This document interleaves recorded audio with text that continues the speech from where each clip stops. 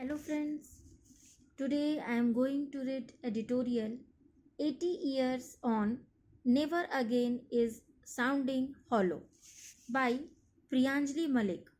As conflict once again darkens horizons in the subcontinent, West Asia, North Africa, and Eastern Europe, Europeans are commemorating 80 years since the guns fell silent over Europe and the world's most destructive war began to wind down. On May 8, 1945, as news of Germany's surrender spread, crowds surged onto the streets of European cities in a spontaneous gesture of thanksgiving and relief. In the decades that followed, that outpouring of relief has been commemorated as Victory in Europe or VE Day. Yet Europe, though free, was shattered and bankrupt. After the war, the task of rebuilding Europe went hand in hand with efforts to prevent another war starting on the continent. Never again was the watchword. From dates to memory, 80 years on, never again is beginning to sound somewhat hollow. The contrast in the way that this major anniversary of Germany's surrender is being commemorated in Russia and Western Europe is telling. Indeed, the fact that the same event is celebrated on both sides of the former Iron Curtain on two different days suggests that the Peace of May 1945 was tenuous. Tensions between the wartime allies of Britain, France, and the United States on one side, and the Soviet Union on the other, meant that Stalin refused to accept the ceasefire signed by Germany in Reims of on May 7 at the supreme headquarters of the Allied Expeditionary Force led by General SNR. This was to come into force at 11:01 p.m. the following day. Stalin instead insisted on a second, grander surrender in Berlin, then under Soviet control. The following evening, by which time President Harry Truman, General Charles de Gaulle, and Prime Minister Winston Churchill had already formally announced Germany's surrender. When this document was signed in Berlin, it was already May 9 in Moscow. Hence, the discrepancy in dates over essentially the same surrender. As with the difference with dates, so too with memory. It is an article of faith in Russia that the USSR's contribution to defeating fascism is discounted by its former allies. Estimates vary, but Soviet casualties are thought to be 26 million, including 11 million military deaths in what Moscow calls the Great Patriotic War. This was 10% of the entire Soviet population. Stalin was also bitter about the delay in opening a second front in the fighting against Germany to draw away some German troops after Hitler's invasion in 1941.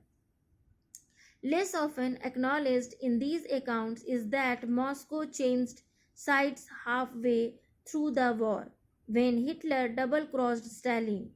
Germany and the Soviet Union signed a non aggression pact on August 23, 1939, which contained a secret protocol dividing Poland and the rest of Eastern Europe between them. A week later, Hitler invaded Poland from the west and the Soviet army moved in on eastern Poland 16 days after that. The German and Soviet occupation of Poland was brutal, with mass transfers of population.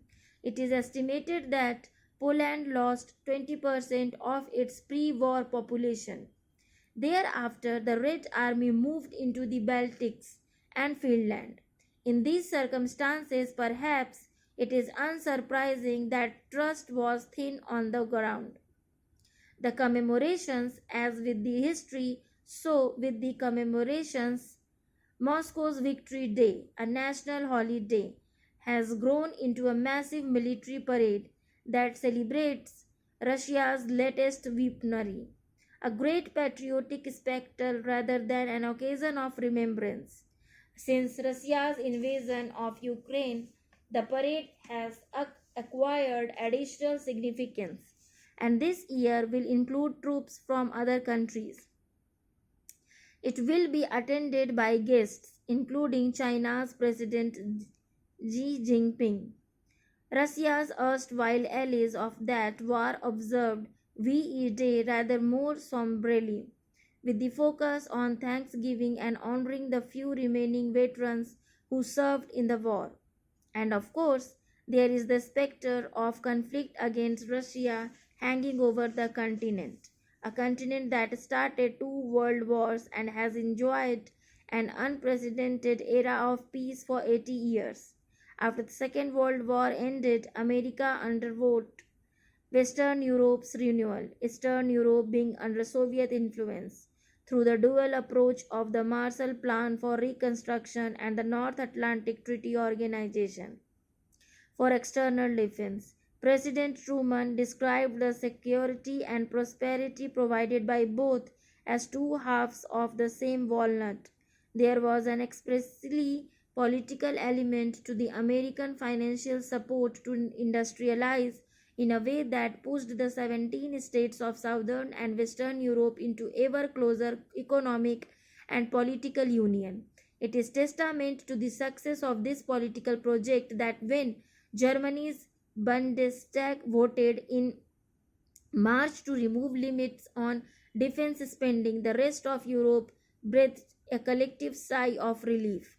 US President Donald Trump's contradictory messaging on Ukraine and his refusal to reiterate full-throated support for NATO, including support for Article 5 of the NATO Treaty, has thrown Europe into a panic.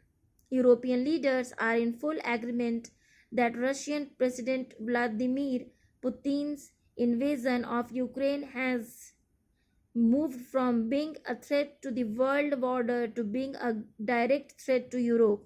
In French President Emmanuel Macron's words, Mr. Putin is an imperialist who seeks to rewrite history, an air of insecurity, and so Europe is rearming. Key European NATO members, including Britain, France, and Germany, are preparing for an orderly American exit from NATO. The European Union has proposed a defense fund, relaxed curbs on defense spending, and published its first ever defense strategy. Several member states have advised their citizens to stockpile emergency survival rations for 72 hours. Poland and the Baltic states, all bordering Russia, have withdrawn from the landmine treaty. Almost all states are raising defense spending. This backdrop provides little room for celebration. The insecurity might also excuse to some extent the utter insularity of the commemorations in Western Europe. Outsiders watching this might be forgiven for believing that the war was a purely European affair. Of course, it was not. This was a war between empires. The fields of Europe and North Africa are soaked with the blood of people from Africa, Asia, Australia and New Zealand, the Caribbean as well as America and Europe. And so, we all have a stake in how Europe settles its differences. As the shadows of conflicts darken different parts of the world, there is no room for complacency. Thank you for listening.